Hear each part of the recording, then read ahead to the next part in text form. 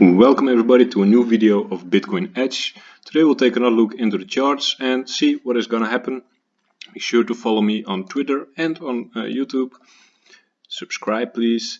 So over here we see the volume per range and we see a lot of volume is turned on 8800, so that's a big support. We see all the action on it over here, all on that level, and you see we just tapped it over here. So that should be a good support just below 9k. Yeah, and of course we did break this trend line, as you can see. I don't like it that much. I did like this one more, and we are right on it. It has been a little bit of a slow bleed. Bulls didn't show strength at all. Well, we're starting to move down a little. But this is the level we should bounce off if we want to stay bullish. If we go through this level, I'm getting a bit more worried. We do have, of course, the 200 moving average on around 8k. That should provide a really good support. Yeah, but I am getting a little bit, I don't know, a weird feeling because the bulls didn't show much strength yet. Still, we are still in the range and we could bounce from here. But somehow I don't feel that bullish at the moment.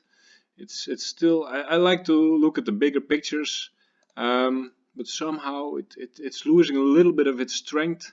We see on Bitfinex versus Coinbase, Coinbase having a discount over Finex, a little one. It's just a $6 discount, or maybe a bit more. But that's usually bearish, and that is because like cash money, new money is coming in through Coinbase, and yeah, that's actually what we want to see: new money coming in, new retail coming in through Coinbase. What else do we see? We see, of course, some horizontal lines. We see this one, yeah, exactly over here. We see the price acting on it over here, over here, over here, and we just tapped through it over there. And ideally we want to break 10.5k, the high of earlier. So yeah, that is where we are at right now. I do not see a lot of other levels. Of course we have this one, and yeah, the 200 moving average at the 8k level, and yeah, the VPVR is really nice to look at. You can see we are this is the thickest bar. Let me see, and we are right above it over here.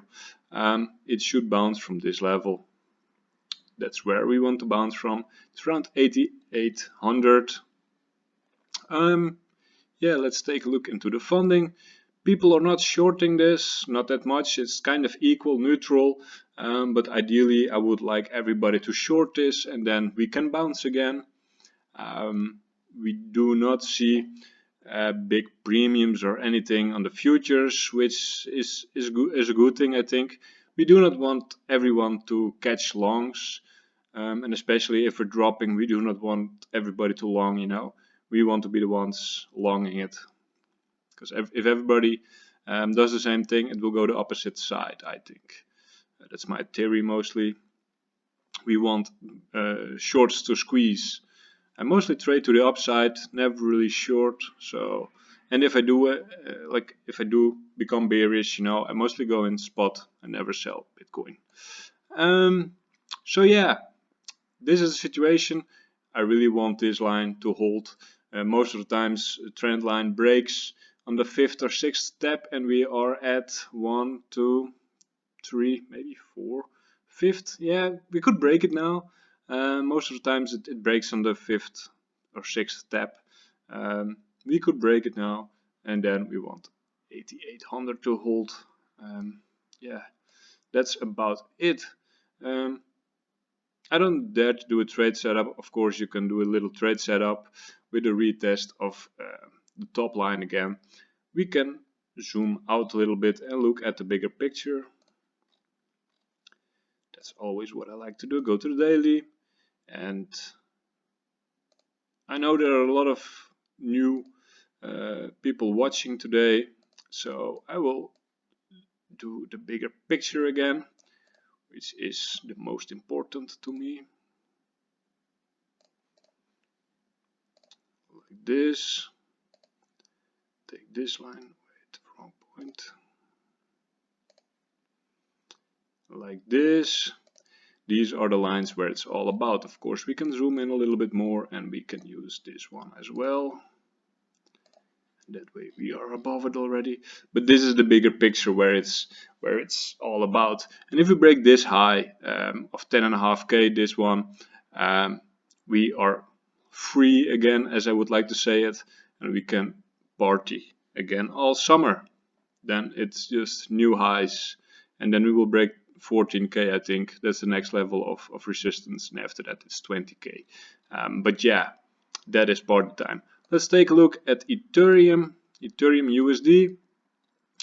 We see the volume per range again. We see a nice retest of this trend line, and we saw a retest of this on the downside trend line as well. We saw a nice tap, tapping horizontal resistance, and now again tapping the trend line, testing support. We do not want to break. Yeah, under 200 really. We are a little bit below 200, but psychologically it's like an important level, 200. So yeah, I mean, I don't really see a clear trade setup right now. Of course, this line broke as well. If we zoom in a little,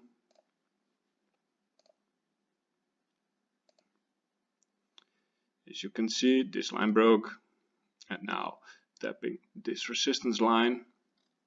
I'm mostly trading on trend lines and horizontal lines. That is what I'm all about. And yeah, market sentiment mostly. Market sentiment, horizontals and trend lines. That's all what I look at actually.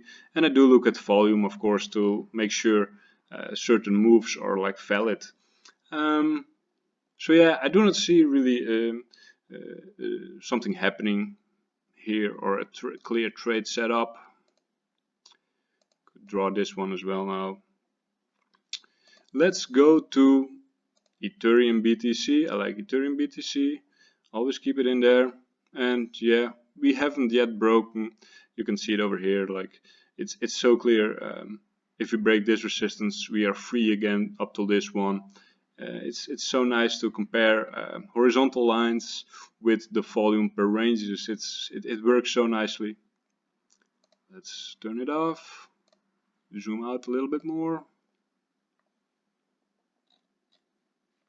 And of course you see this 2-year trend line over here, and ideally we want to break it.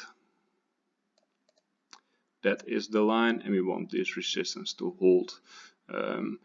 As soon as we break this upper trend line, I'm longing balls deep. Yeah, that is about it. We already looked at the yeah, we still see it's more than a $10 premium now on Bitfinex, which is bearish. At this trend line. Let's go to the daily. Let's take a look at the 200 moving average.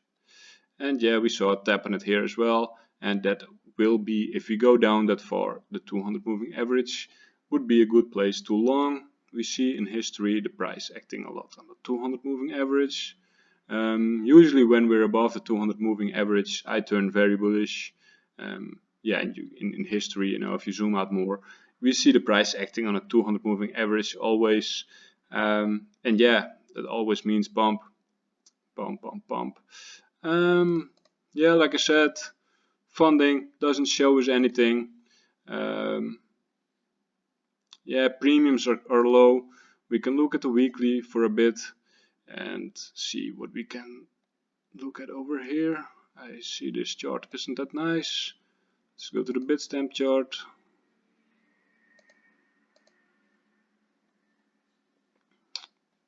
Turn off the moving average.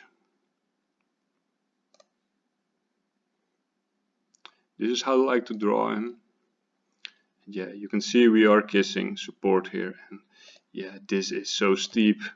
I mean, it's very likely we need to make a correction because this trend line will sooner or later break because it's so steep, or if everybody's like shorting 10k again, we can moon right through it. If everybody's short, things like this happen. We will get massive moves, and yeah, that's how I call the break of 10k as well. We can scroll back a little. That's how I usually call my trades. Let me see. Yeah, 29th of April. Here I called a big move. We saw funding negative, and we did make more than a 1k candle. So things like that do happen. Yeah, that's about it. I am not really too sure what's gonna happen now. I do see big supports, but I've seen slow bleeds before. And yeah, that's about it for today. I hope I can come up with a trade setup sooner or later, and I will do if I see one. But if I don't see one, I will not. And yeah, I tend to look at bigger time frames because that gives more clarity to me. And yeah, that's about it. Please don't forget to subscribe and like and leave a comment. And see you guys tomorrow. Thank you.